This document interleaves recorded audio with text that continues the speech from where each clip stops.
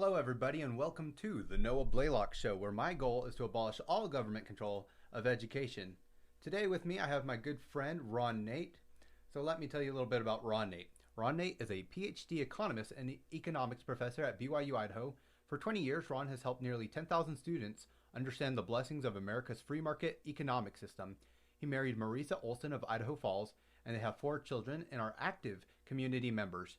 He was first elected to the Idaho legislature in 2014, where he was instrumental in defending important rights for Idahoans. He successfully sponsored legislation to save children from abortion, protect the Second Amendment, and reduce taxes.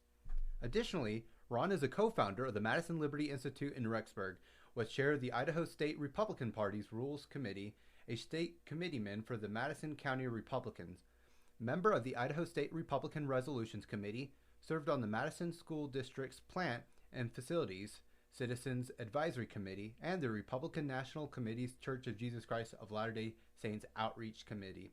Anything else you want to add there? No, that's plenty. It sounds like I've done maybe too much. No, you're doing good. Today we're going to be discussing objections to education in a free market system. Essentially, we'll be doing myth busting, which will be great. So that's what we're going to be talking about today.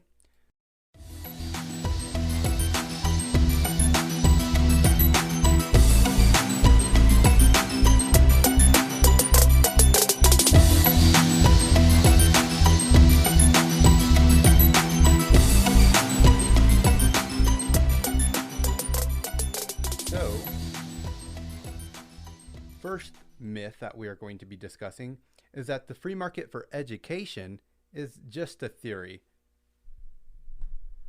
Well, my response to that, Noah, would be, first of all, that free markets themselves are not just theory. We see free markets work in a lot of areas in our lives. Although it's hard to find an example of a perfectly free market, there's a lot of examples of markets that come close to being free. Fast food, for example. That seems to be working well. You want to go get a meal, you go pull up to McDonald's, pull up to Wendy's, you can get a meal, you can get all sorts of variety. They're always trying to come up with better ways of doing things, keeping costs down, coming up with new products that people might like. Free markets work in a lot of areas. Free markets in education also are not untried. There's been voucher programs in Wisconsin and in Ohio and various places around the country, and they've been proven to do very well. There's a lot of research now. We've been, I guess, experimenting with free markets in education for probably over 30 years now. And I could go into some data if you like, or if we could put that off till later. But the idea that free markets in education are just a theory and that they wouldn't work if tried in practice is just not true. We've actually seen places where it does work in practice. Free markets work in other areas. There's no reason to believe that even expanding free markets in education wouldn't have the positive impacts we expect. And the other thing too is, and we'll go into this a little bit later, is that we've already had a free market for education in America in the earliest days, before government got involved. I mean, the first compulsory attendance law wasn't even until, I believe it was Boston in 1852, and before then, and again, we'll get a little bit more into that data later on in this episode, but again, produced the most literate, educated society in the history of the world. No government in sight. So we already know that it works. I know you said you had some data there about this. Did you want to go ahead and give that? Sure, absolutely. There's been a lot of studies regarding how school choice has affected outcomes. And there's a group called EdChoice that has ongoing research, and they've done what's called a meta-analysis, where they've compiled all the other studies and looked at the impacts that school choice has had on students and on the key areas we would like. For example, participant test scores have been shown to be improved dramatically with school choice. So those that have the option to go and find a better school, or a school that more fits their desires, their test scores go up. Their attainment of education and going on to college is improved. I know one of the criticisms about school choice is that the the private schools will take the best students, leaving poor students behind, or leaving public schools with a more difficult road to hoe. But public school students' test scores also go up.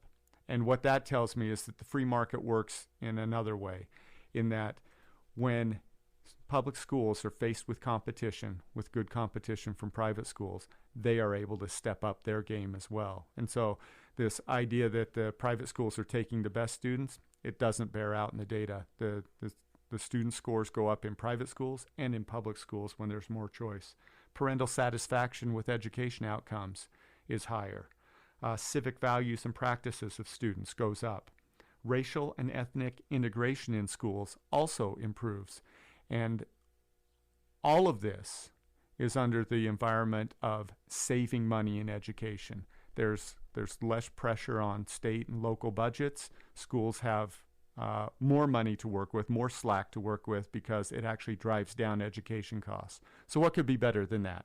Better education quality, better outcomes, and at a lower cost. Sounds like what Obama promised with healthcare, but it's what we actually get in education when we expose it to free markets. And what I always love, when I hear people say, oh, we can't have more freedom because we fail when we have more freedom. We need the government to create that success for us. We're incapable. We're incompetent, lowly creatures. We need this divine power from above in the government, or else we can't do it on our own.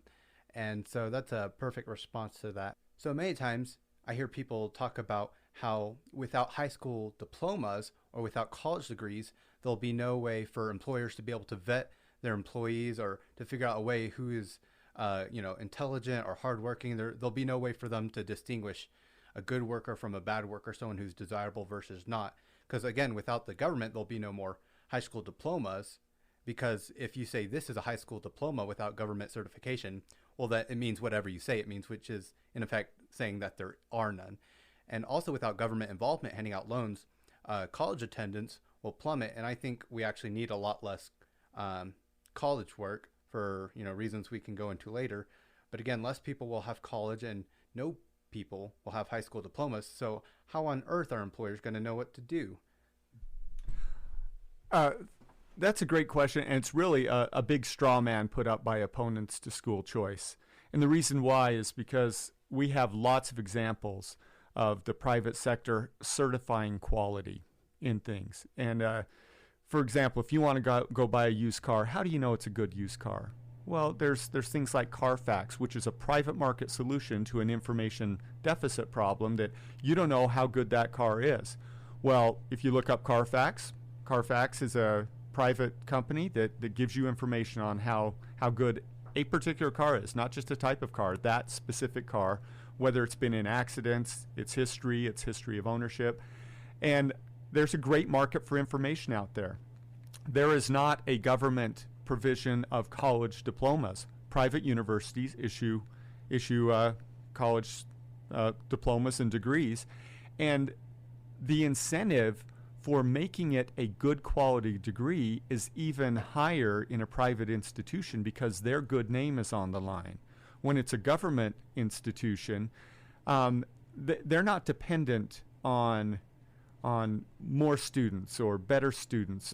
They're not dependent on outcomes for their appropriations. They're dependent on the government for their appropriations. But when it's a private institution that needs the business of new students coming in and their name is on the line, they're going to issue degrees that they are confident demonstrating the quality of the students that are coming out of their institutions. So I would say it's exactly the opposite. Free markets actually provide more information and better avenues for information for employers to do the hiring rather than this clunky kind of secondary system of college degrees that are coming out of public institutions.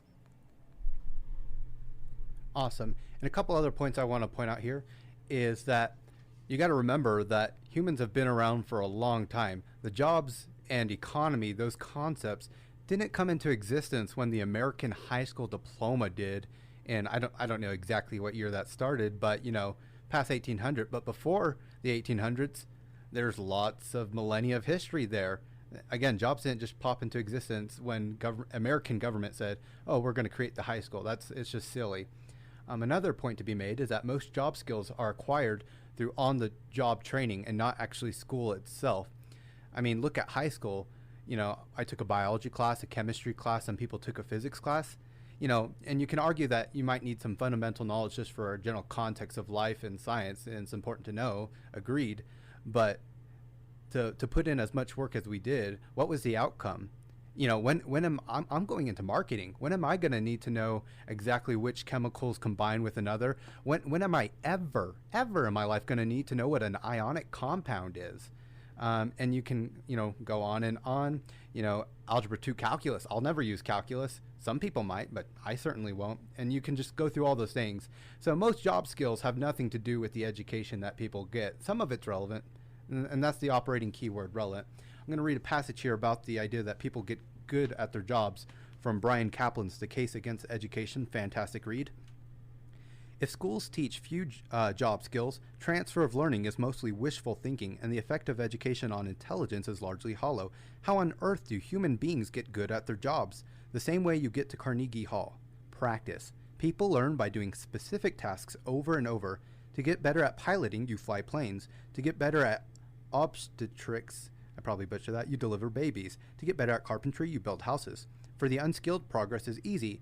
Given common sense conditions, it's almost guaranteed. In the words of K. Anders Ericsson, the world's leading experts on expertise, novices improves as long as they are 1.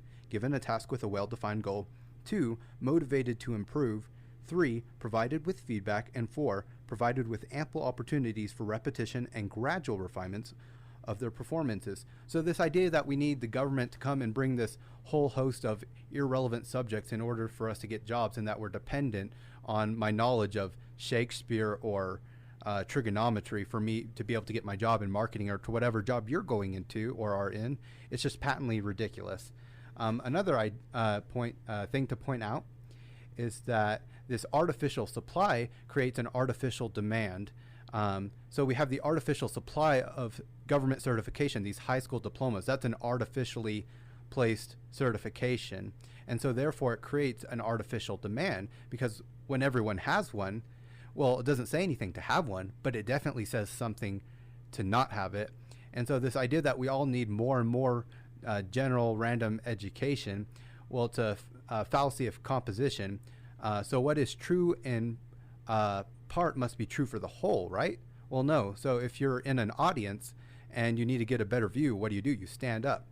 That works for you. But what if everyone stands up? That might not necessarily help out your case. So this idea that everyone needs a high school diploma is ridiculous.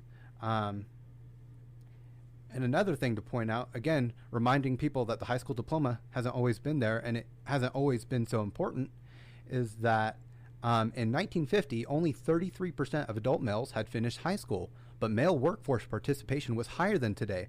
Well, how can that work? Didn't we need the government to get us jobs with high school diplomas? No, we don't. And again, statistical discrimination is what's happening with those degrees and certifications, because at a certain point, it's just redistribution, because the more and more qualifications you get, you're not necessarily improving your abilities for that job. You're just making yourself stand out to employers. And so at a certain point, it's not actually adding value to you. It's just rearranging who the value is seen with by employers. And here's the other thing too. Employers, when degrees go away, or they largely in part go away, they're not going to just say, oh, well, I guess our business fails and we all go home and we all starve to death. No, they'll say, well, if we don't certify and vet people with degrees, well, what will we do? Well, we want people who are qualified for the job. So what is that? And they'll list out X, Y, and Z skills that people need for their job.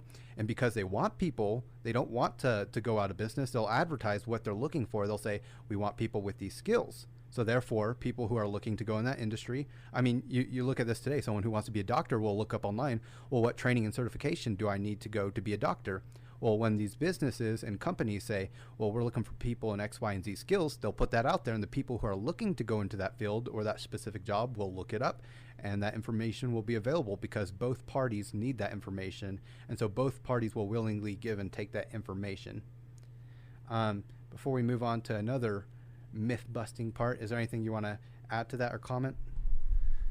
Yeah, I would just like to add that there's certainly a place for education in the trade areas, getting an education and doing those skills you talk about, even, as a high level as doctors of medicine and neurosurgery, down to more mundane, maybe putting up concrete forms and construction and putting on a roof, that there is room in a free market education system for education on all levels of trade. And a free market system will be nimble enough to be able to provide different levels of specificity and generality in degrees. If some people want a more well-rounded degree, which seems like what public education is the only thing they're focused on, about half your credits are coming from general education, there'll be room for that also in a free market education system. But if you want more specialized training and you want to go into coding and figure out how to do computer work and boy, you could, I'm sure there would be a lot of companies out there that would like to provide that specific kind of training because they would have a great set of clientele that needs exactly those kind of skills from the workforce. And you're right in that information will flow because companies whenever there's a need in a free market economy, whenever there is a need, there is a great profit motive for fulfilling that need. I remember a very successful capitalist once said, look for where there's pain or where there's turmoil. That's where the need is. And if you can meet that need or solve that problem in some way, you can make a lot of money. That's the beauty of a free market system. My desire to make money makes me want to serve others, to meet needs, to solve problems. And if I can solve problems or meet more needs, then I'm going to profit from that. And those who I'm serving are going to profit from that as well. It's a win-win situation. And a couple other things before we move on that I'll add, since you touched up on them, are the trades and also specialization. Because what will happen is right now government education in people's lives takes up such a huge chunk of their time. You hear people talk about, oh, we need more people in the trades, and I totally agree with that. The problem is you send little Johnny off to school, he spends 7 hours of the day, he gets up at 7, sometimes earlier, a little later, gets up at 7, he gets to school, he spends 7 hours on boring, useless stuff that he'll never need, that he'll never use in any way, shape, or form, that will never profit him. Then he gets home, then how many hours of homework he has to do? He has to get to bed, maybe he does some extracurriculars. At the end of the day, Johnny's not thinking about, oh, gee, the best path for me might be to go into welding. He's not thinking about that. He's tired and, he wants to play his video games. He wants to hang out with his friends. He's done. We've taught him that school is useless, boring, and dumb, and that there's nothing, very little to gain from it. And so, of course, he's not interested in, going out and plumbing or, learning one of those trades. But what will happen in a free market is when the government isn't demanding X amount of hours from everyone, everyone's time will be freed up, and that will give them a desire to look to what they could really offer people, what they could be passionate about, for someone that might be plumbing or the HVAC or electrical work or the trades. But right now in the system, they're not focusing on that because, they don't have the time and they don't care. And honestly, I don't blame them. And another thing you touched up on, Ron, is specialization. Because what will happen, again, is when people find those things that they're passionate about, that they care about, or that they want to pursue, well, they don't have their time displaced by other useless things that the government absolutely requires by law.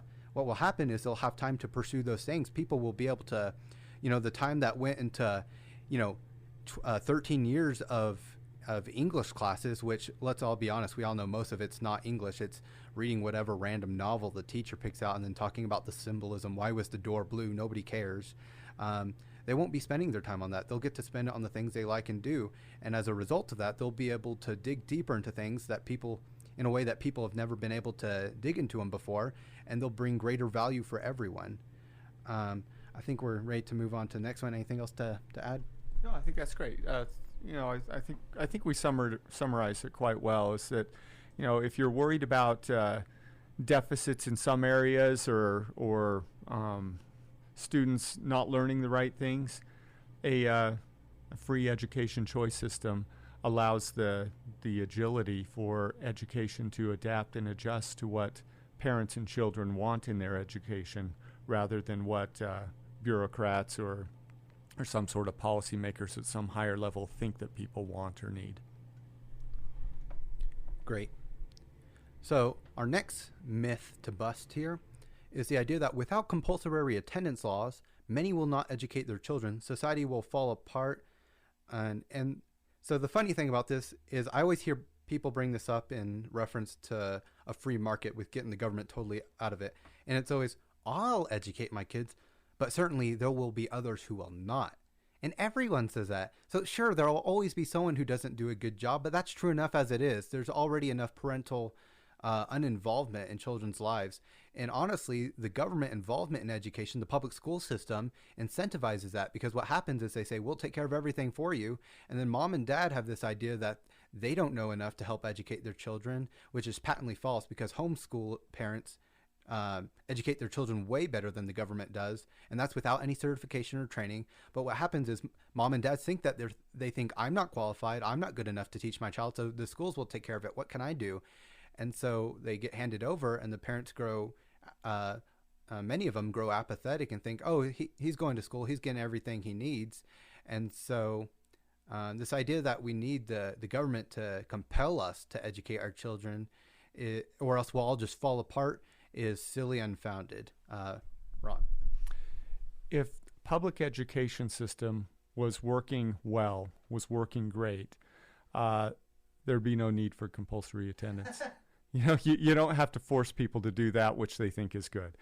And let's just look at some data here. In Idaho, we've seen a downward trend in student test scores during this era of Common Core, which was supposed to fix all the problems with education. We've run this experiment for 10 years in Idaho.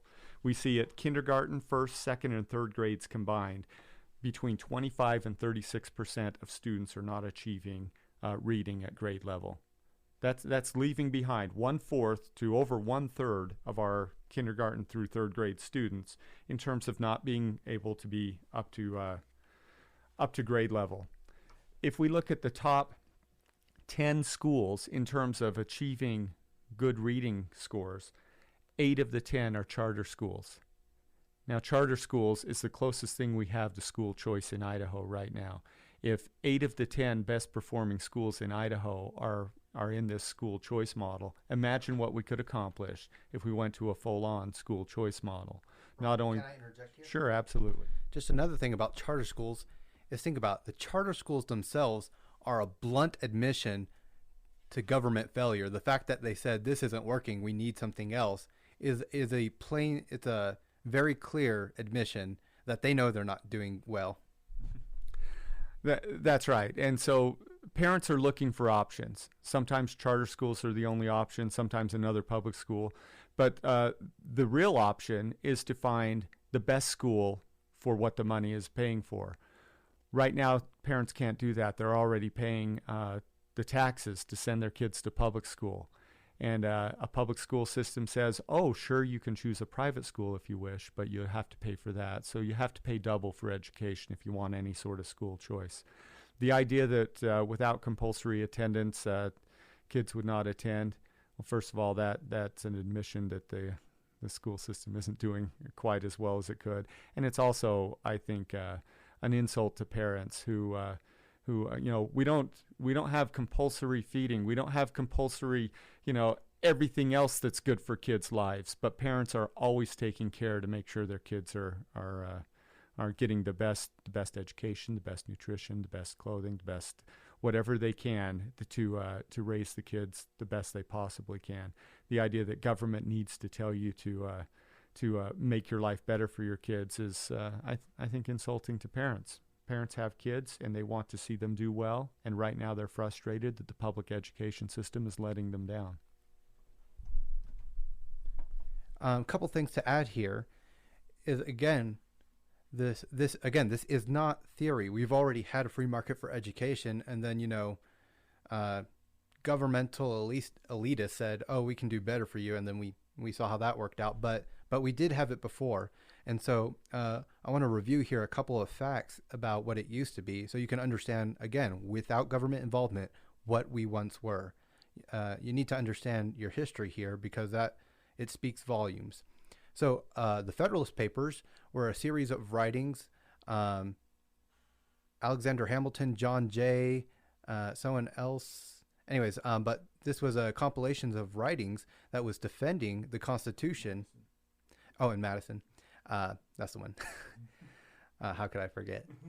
Father Constitution. Anyways, but it was a collection of writings that was being published defending passing and the ratification of the Constitution, saying these are all the reasons why the Constitution will work. And these writings, they were written for the common man. These were in the papers that had to sell, or else they went out of business. And so when they said we're going to publish it was only because people were willing to pay for this. So again, in the masses, people were paying to read this. So I want to read a passage here from the Federalist Papers to give you an idea of their language and literacy at the time. Let me just pull this up here. Federalist Papers 51. Sure, why not? Let's read this one, or just a portion of it. To the people of the state of New York, to what expedient then shall we finally resort for maintaining in practice the necessary partition of power among the several departments as laid down in the Constitution? The only answer that can be given is that all these exterior provisions are found to be inadequate. The defect must be supplied by so contriving the interior structure of the government as that its several constituent parts may, by their mutual reflections, by the mean of keeping each other in the proper places. Without presuming to undertake a full development of this important idea, I will hazard a few general observations which may perhaps place it in a clearer light and enable us to form a more correct judgment of the principles and structures of the government planned by the convention. Again, that's one paragraph out of one of the papers, but that was the language people were reading back then. That's how educated and literate they were. And where was the government? Not there teaching them, that's for sure. A study conducted in 1800 by DuPont Nemours, I probably butchered that, revealed that only 4 in 1,000 Americans were unable to read and write legibly, versus modern America. Think about today, how many people can read and write legibly. So again, only one state, Massachusetts, ever had compulsory schooling laws before the Civil War, 1852, yet literacy rates were among the highest in our history. Great Britain experienced similar trends. In 1996, Edwin West wrote in The Spread of Education Before Compulsion in Britain and America in the 19th Century that when national compulsion was enacted in 1880, over 95% of 15-year-olds were literate. More than a century later, 40% of 21-year-olds in the United Kingdom admitted to difficulties with writing and spelling. Daniel Latier explained in a 2016 article titled, "Did Public Schools Really Improve American Literacy?" that a government school system is no guarantee that young people will actually learn to read and write well. He cites the shocking findings of a study conducted by the U.S. Department of Education. 32 million American adults are illiterate. 21% read below a 5th grade level, and 19% of high school graduates are functionally illiterate, which means they can't read well enough to manage daily living and perform tasks required by many jobs. Compulsory schooling... I'll just skip here to a quote. This is by Alex de Tocqueville in his 1835 writing, Democracy in America. The American people will appear to be the most enlightened community in the world. The whole population, as I observed in another place, is situated between these two extremes. In New England, every citizen receives the elementary notions of human knowledge. He is moreover taught the doctrines and the evidences of his religion, the history of his country, and the leading features of its constitution. In the state of Connecticut and Massachusetts, it is extremely rare to find a man imperfectly acquainted with all these things, and a person wholly ignorant of them is a sort of phenomenon. And again, compare that with today. Finding someone who is perfectly acquainted with all those things, history, religion, the principles of the Constitution, that is a sort of phenomenon. So where we were at 180 years of government education, and it totally flip-flopped on its head. A couple other quotes. John Adams, a native of America who cannot read or write is as rare as an appearance as a comet or an earthquake. And Jefferson bragged that U.S. farmers were the only ones on earth who read Homer. So again, where was the government, people? They weren't forcing people to go to schools. They weren't in control. This was all before they got involved, and we were so educated and so literate, and now we are in disarray, and it is a mess. I also wanted to read a quick passage here from a FEE article that, again, dispels the myth that Americans were poorly educated before government involvement. So he writes, I promised to share a passage from Stephen Mansfield's book, so now I am pleased to deliver it. Read it carefully and let it soak in. We should remember that the early English settlers in the New World left England accompanied by fears that they would pursue their errand into the wilderness and become barbarians in the process. Loved ones at home wondered how a people could cross an ocean and live in the wild without losing the literacy, the learning, and the faith that defined them. The early colonists came determined to defy these fears. They brought books, printing presses, and teachers with them and made the founding of schools a priority. Puritans founded Boston in 1630 and established Harvard College within 6 years. After 10 years, they had already printed the first book in the colonies, the Bay Psalm Book. Many more would follow. The American colonists were so devoted to education, inspired as they were by the Protestant insistence upon biblical literacy and by their hope of converting and educating the natives, that they created a near miraculous culture of learning. This was achieved through an educational free market. Colonial society offered dame schools, Latin grammar schools, tutors for hire, what would today be called home schools, church schools, schools for the poor, and colleges for the gifted and well-to-do.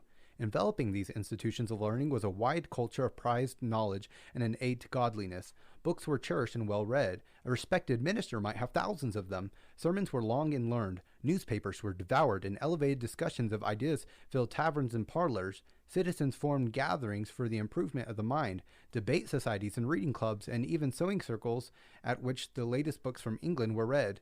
And then I'll pause from the quote here. Just a little fun fact, Joseph Smith, as a young boy, was actually involved in a debate club. So just a fun fact I learned reading a biography on him. But back to the quote. The intellectual achievement of colonial America were astonishing. Lawrence Kremen, Dean of American Education Histories, estimated the literacy rate of the period at between 80 and 90%. Benjamin Franklin taught himself 5 languages, and he was not thought exceptional. Jefferson taught himself half a dozen, including Arabic. George Washington was unceasingly embarrassed by his lack of formal education, and yet readers of his journals today marvel at his intellect, wonder why he ever felt insecure. It was nothing for a man, or in some cases a woman, to learn algebra, geometry, navigation, science, logic, grammar, and history entirely through self-education. A seminarian was usually required to know Greek, Hebrew, Latin, French, and German just to begin his studies, instruction which might take place in a log classroom on a dirt floor. The culture of learning spilled over onto the American frontier. Though pioneers routinely moved beyond the reach of even basic education, as soon as the first building of a town were erected, so too were voluntary societies to foster intellectual life. Aside from schools for the young, there were debate societies, discussion groups, lyceums, lecture associations, political clubs, and always Bible societies. The level of learning in these groups encouraged was astounding. The language of Shakespeare and classical literature, at the least Virgil, Plutarch, Cicero, and Homer, so permeated the letters and journals of frontier Americans that modern readers have difficulty understanding the generation's literary metaphors. This meant that even a rustic Western settlement could serve as a kind of informal frontier university for the aspiring. It is precisely this legacy and passion for learning that shaped young Abraham Lincoln during his 6 years in New Salem. So again, that was early America. It's outstanding is what it is. Before we move on, anything else to add to that? Well, it's a little frustrating to see how much resources we devote to education and that the system lets us down. Now, I want to be clear here. We have great teachers in my school district. I think we have great teachers across the country in various school districts and states, and they work hard. However, they are in a system that doesn't reward innovation, doesn't encourage greatness, doesn't reward those things. Now, we do have standouts from time to time, teachers of the year that do great things for their classrooms. However, the system makes that ever more difficult. If we had a more competitive system, if we had more freedom of choice for parents and students, they could choose the best education for their kids. They could choose, if they want that well-rounded education you just spoke of that Americans have enjoyed for centuries, reading about the great thinkers, reading from the classics, understanding complex systems of science and mathematics, and the opportunity to do that would be there. There would be schools that specialized in that. There would be a market for it if people wanted that kind of education. I would just like to try it out. Let's free it up. Let's see what happens when the money follows the students. And we'll find out that we'll be able to get better education opportunities because the system will reward the great teachers that we have.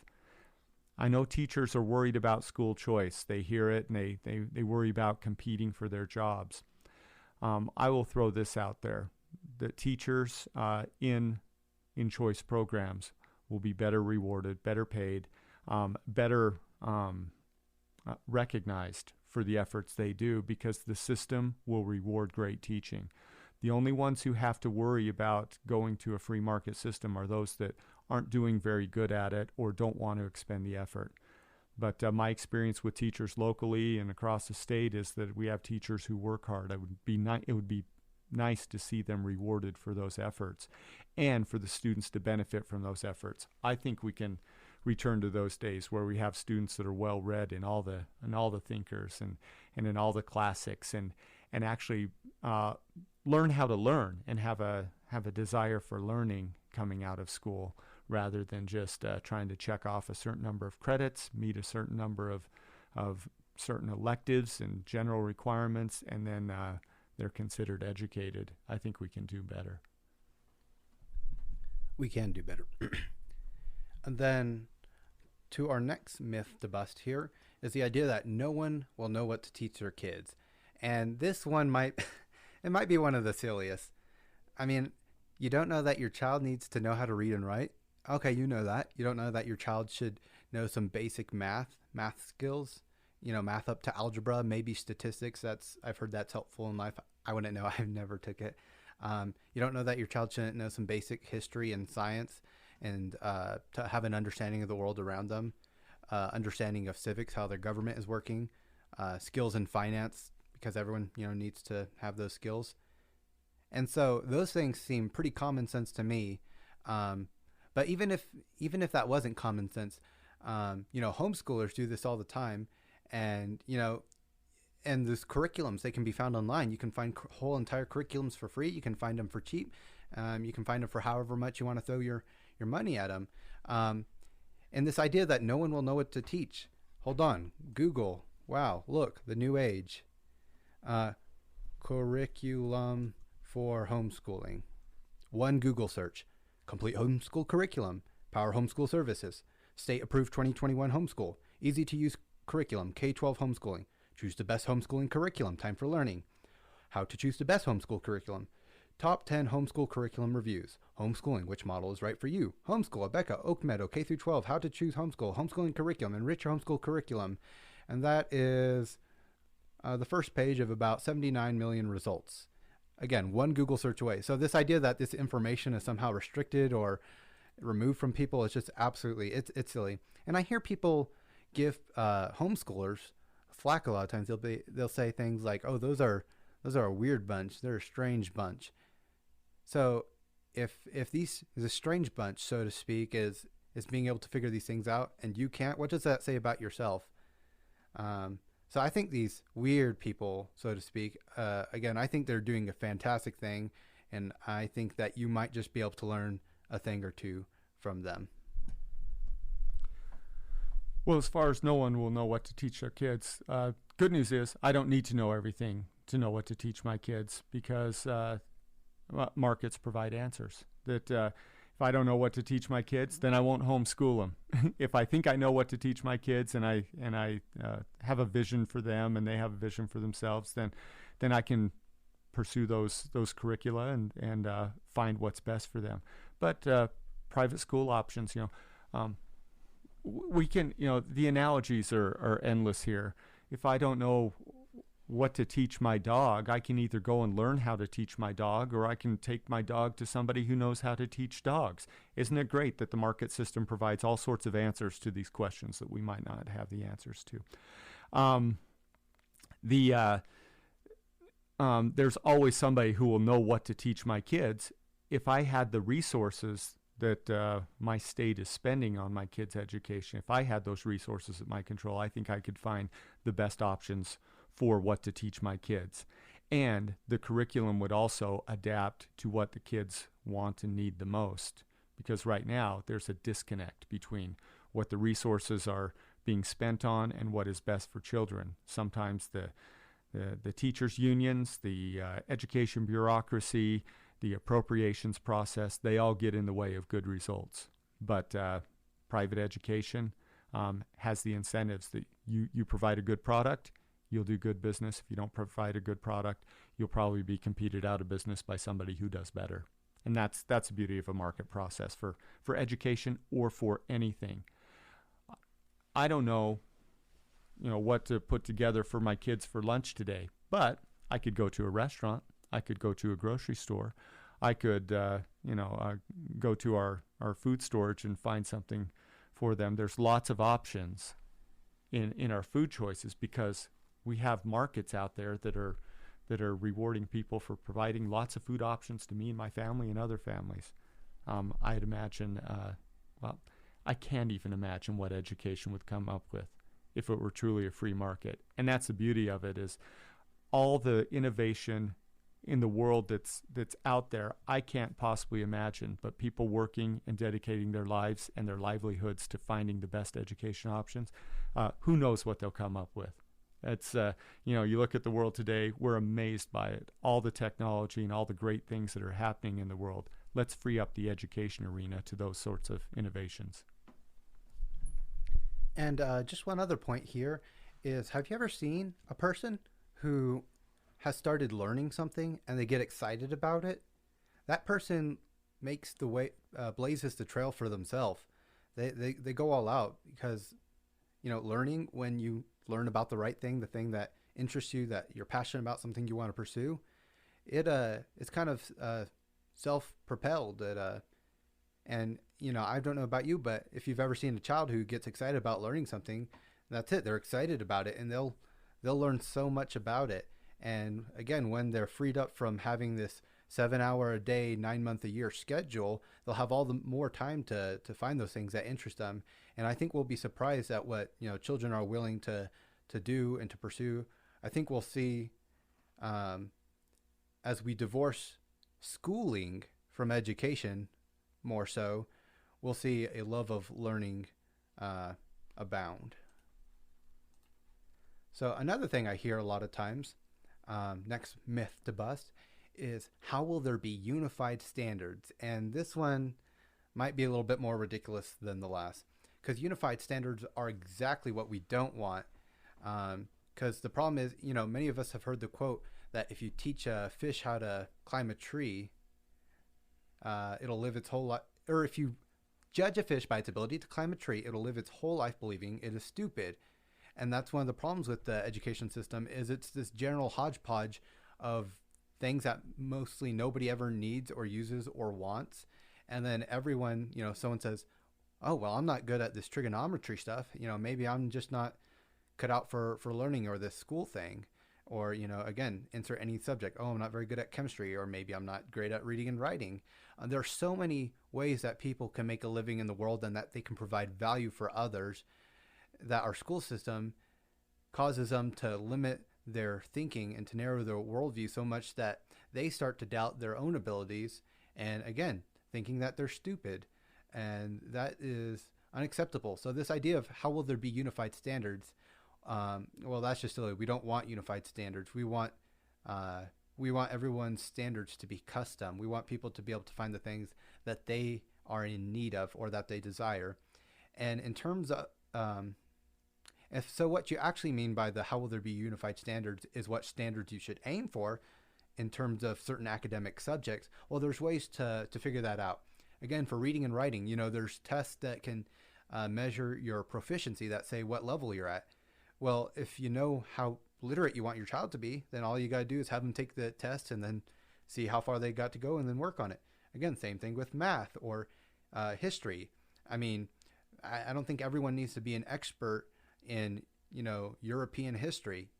If you want to have some general world knowledge, the knowledge of how the world progressed and Western civilization, that's good. Having a history and knowledge of your country, that's great. But this idea that everyone needs a specialization in, the Persian Empire and what happened there, let the people who are interested in that pursue it. Let everyone else be. Science, again, no one needs to be an expert in biology, chemistry, physics, and, on with the specializations. Sure, you might need to know some basic things, but again, as the public schools are going, they're already sucking at it. Only about 54% of Americans know that the earth goes around the sun. So this idea that we can't do better is, again, I agree with Ron here, is that it's insulting that the government says you can't do better than us, because we can. Um, Anything to add there? No, I think you pretty much nailed it. That unified standards, I still have yet to see the virtue of having unified standards where everyone across the country is supposed to learn the same thing in the same way. Variety, they say, is the spice of life. I still haven't had anyone explain to me why some sort of unified standards are supposed to be more beneficial in some ways to students. And I've been reading some of these stats about how bad the education system is in terms of what students know. I want to get into a few more of these. Again, I think it's really eye-opening to see how spectacularly government education fails on all accounts.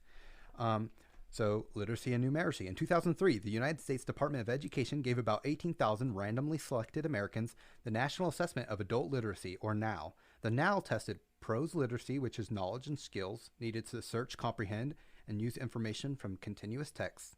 Document literacy, knowledge and skills needed to search, comprehend, and use information from non-continuous text. And quantitative literacy, knowledge and skills needed to identify and perform computations using numbers that are embedded in printed materials. So for each of these three subtests, the NAL charitably grades respondents' knowledge as below basic, basic, intermediate, or proficient. And so they provide this chart here showing you exactly what passes and qualifies as below basic, basic, intermediate, and proficient.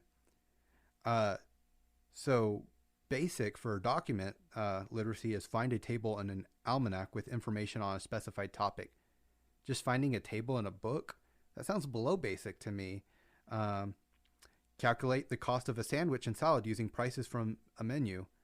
I think one addition problem should be below basic for people with 13 years of schooling. At least that's what I would at least hope, at the very least, is that would be below basic. So again, these scores are given very charitably. So given the low standards, you might think that virtually all Americans would score at the intermediate or proficient level in every subject. Not even close.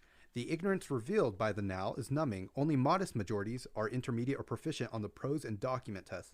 Under half are intermediate or proficient on the quantitative test.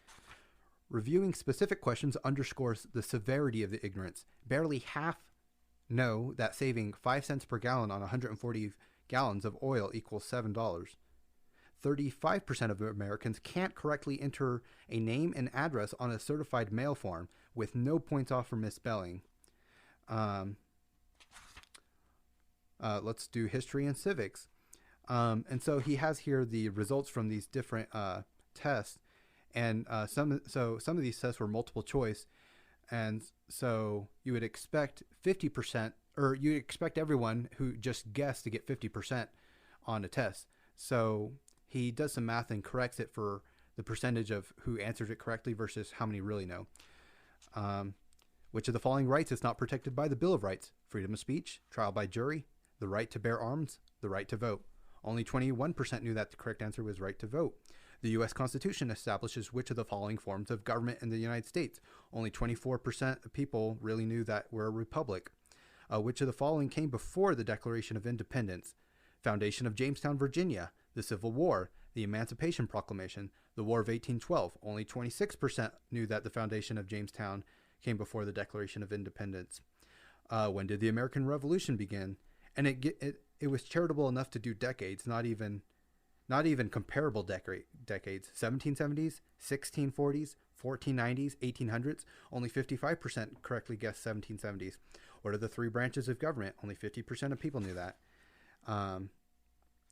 Let's see. Let's go to science. The center of the earth is very hot. Only 76% of people knew the answer to that. Does the earth go around the sun, or does the sun go around the earth? Only 54% really knew the answer. Electrons are smaller than atoms. Only 32% knew if that was true or false.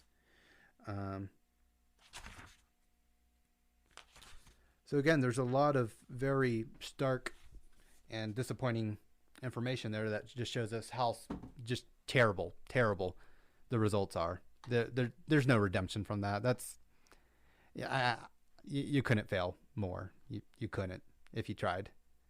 Unless there's anything to add, want to move on to the next? Well, if you look at it, I mean, the things you're talking about are things we would like students to know or be able to learn for themselves, but we're teaching other things. There's a movement to have sex education as young as kindergarten and third grade. There's, we want to talk about social justice warriors and race theory and everything else that activists want to mold their kids into. But really, there's an opportunity cost to everything, and that's quality education. Just remember, when everyone gets a say in your child's education, everyone gets a say in your child's education. And I don't want everyone having a say in it. I don't. There are people out there who I want to have nothing to do with it. All right. So we're going to go through the next few ones here and just hit them. So I'll just list them off, and then I'll have Ron here say what's on his mind. So without government certification, anyone will be able to teach. Therefore, there'll be no way to find a good teacher. Oh, the lightning round. I like it. Yeah, lightning round. Total abolition is too extreme. We need to have local control or school choice through vouchers, etc. Private schools are too expensive now, so they will be too expensive even when government involvement is abolished. I think we've hit that one pretty well with how the free market does it, and the last one as well. So we'll just do those last two ones. Without government certification, anyone will be able to teach, so there's no way to find a good teacher. And total abolition is too extreme, so therefore we should have local control, school choice vouchers, etc. So tell us what's on your mind, Ron. You know, there's a great analogy for freedom in education as compared to our public school system now. And the analogy is higher education. Higher education is not constrained by the compulsory attendance. It's not constrained by certification. It's not constrained by government controlling everything in the system. Did you know that I am not certified to teach at the university level? Yet I know I've taught at the university level for over 25 years now, but there's no certification process. How does the university know I'm qualified to teach?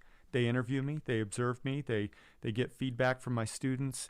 They know they have good teachers based on the fruits of their efforts and the hiring process. We don't need certification to know that you have good teachers or good university professors. But for some reason, we believe at the high school level you have to be certified to be a good teacher. Well, we all know that you have great teachers who have certifications. We also have horrible teachers who are certified. I am not certified to teach at university level, yet I've done it.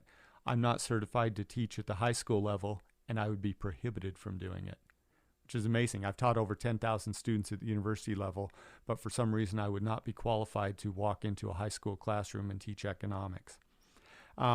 Certification does not deliver what it promises. It's just another form of centralized planning, centralized education. And again, remember, back when we didn't have government involvement in education, no certifications whatsoever, most literate, educated society ever, 180 years and all the certificates in the world later, and we are drowning. True. And your other question, total abolition of government involvement is too extreme. I think what's too extreme is total government involvement in education and seeing the results that we get. Private education has proven good results. I gave some data earlier that every measure that you'd be concerned about with regards to education, student achievement, student progress, parental satisfaction, the cost involved, the knowledge of students in certain areas is all improved with freedom of choice. And so if you say, oh, well, yeah, maybe a little freedom's a good thing, but not all the way, well, you have to have some sort of metric to back that up with, because the truth is, the more freedom we allow, the better the results get, not the worse. There's no argument to be made that there's a certain peak there, a certain peak of government involvement that gives us the best results. Let's try more freedom. And I'll give you this analogy, too. Imagine if we did groceries the same way we do education. That instead of me going to the grocery store and buying my groceries, what I did is I had to send in thousands of my dollars a year to a government tax agency that collected my dollars because they want to make sure everyone gets fed and gets a nutritious meal. And so government collects all the tax dollars, and then instead of going to the grocery store, I go to the government grocery distribution center and I walk through there, and it's only that one. I don't get to choose any distribution center. There's only one for my neighborhood. I go into that place and I get to choose from what they've provided. Now, they're not going to provide a huge variety because they don't have to. They know that they're going to get customers regardless of what they provide. I submit that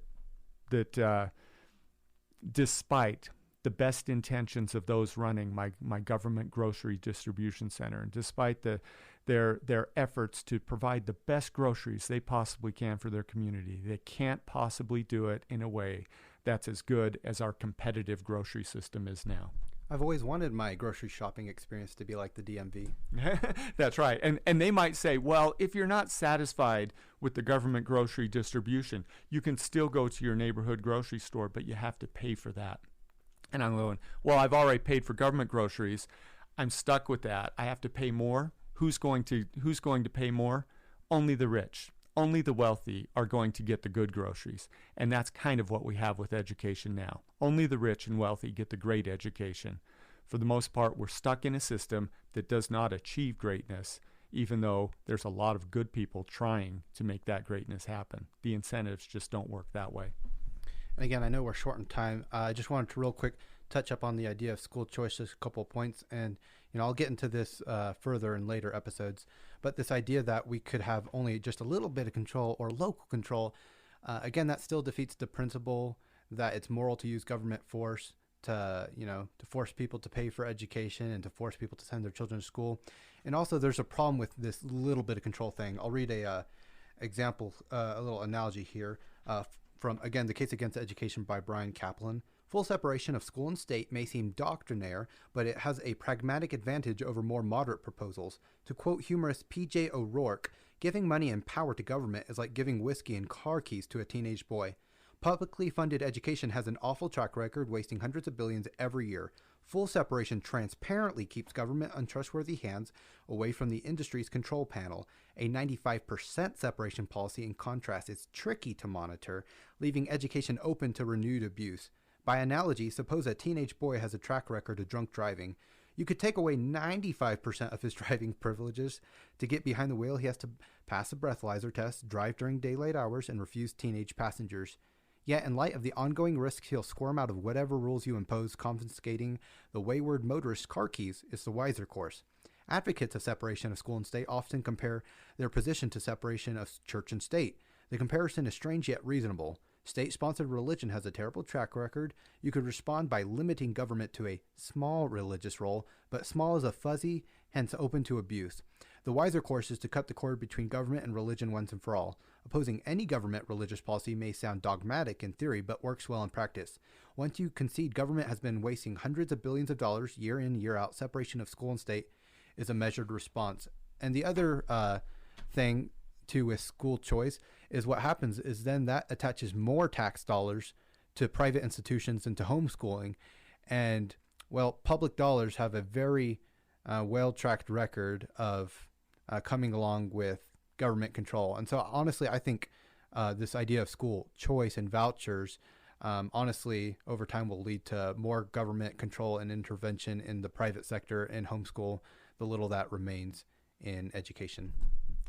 And I'll just finish up with a couple of things here, Noah, if you don't mind. Yeah. One of your last notes here is that the worry with more education freedom is that big education corporations will take advantage of people.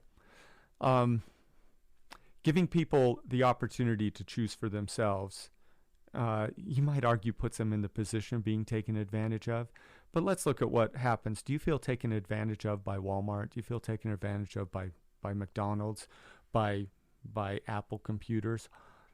These companies that have been successful not because they've been taking advantage of their customers, but because they've been serving their customers in a way that makes their customers happy.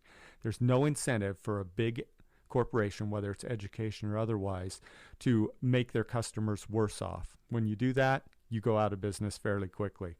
The incentives are there for big education to please as many parents and students as possible. That's how they succeed. That's how the students succeed.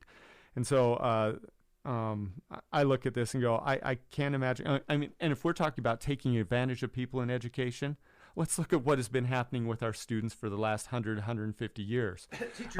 Yeah, that taking advantage of students is knowing that you have a steady stream of income coming regardless of your performance as an education system. That's when students get taken advantage of. That's when the poor get left behind, when the disadvantaged get left behind. And just put your hands up and say, well, I'm sorry, that's the best we can do. We just need more money. If you're always asking for more money and delivering fewer results, there's a problem with the system. All right. I think that about wraps it up for today. I'm so glad that I could have you on the show today, Ron. And I hope that y'all enjoyed today's episode. Thank you, Noah. All right.